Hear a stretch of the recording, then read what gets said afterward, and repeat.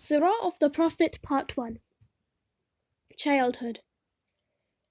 The beloved Messenger Muhammad was born in the city of Mecca early on a Monday morning of Rabiul Awwal. The year he was born was known as the Year of the Elephant, for it was this year that Araba, the governor in Yemen, decided to build his own place of worship. Araba wanted people to visit his house rather than the Kaaba in Mecca. Allah destroyed Araba and his army by a group of birds and protected the Kaaba. The Kaaba is a building in the city of Mecca which Ibrahim alayhi built. We face the Kaaba when we pray to Allah. It is a place where Allah is remembered greatly. Muhammad ﷺ's father's name was Abdullah and his mother's name was Amina. Abdullah passed away before Muhammad ﷺ was born. It was a custom of the Arabs to send their children to the villages for the first few years of their life. They would send their children so that they could grow away from the life of the city. Halima was a lady from the tribe of Banu Sa'ad who lived in the village. She came to Mecca looking for a baby to take back with her so he could grow up in the village.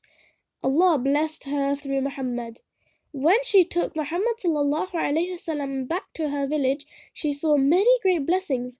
Her animals began to give more milk than before, and her camel, which was slow, suddenly became strong and active. Halima kept our beloved Muhammad for 4 years.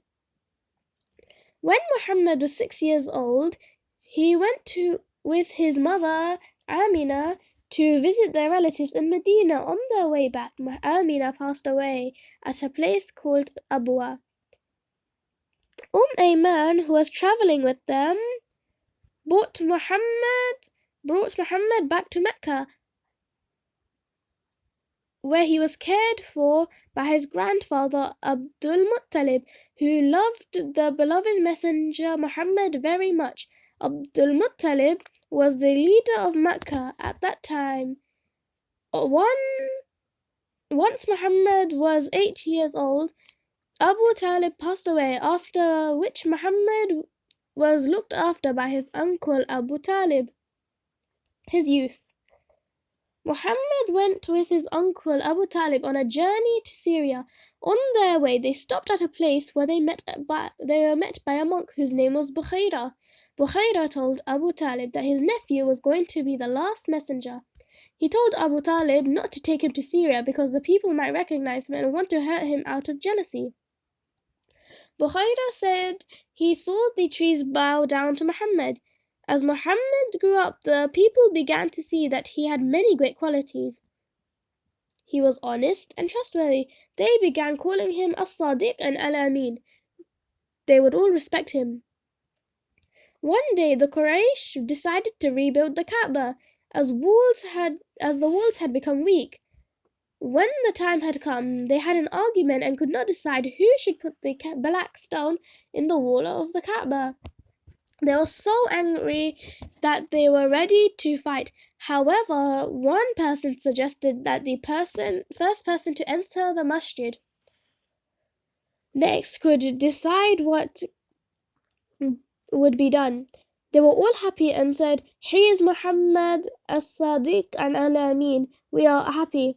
Muhammad was told a person from each tribe to come forward and take hold of a piece of cloth with the black stone in the middle and take it to the Kaaba, after which he lifted it and put it in its place.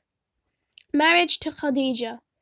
In Mecca, there lived a very rich woman whose name was Khadija. When Khadija heard how honest and trustworthy Muhammad was, she asked him to go to a business trip to Syria and sell her goods. She sent her servant Sirah to go along with him.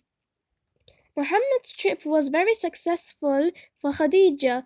On the way, another monk had told Sirah that Muhammad was going to be a prophet.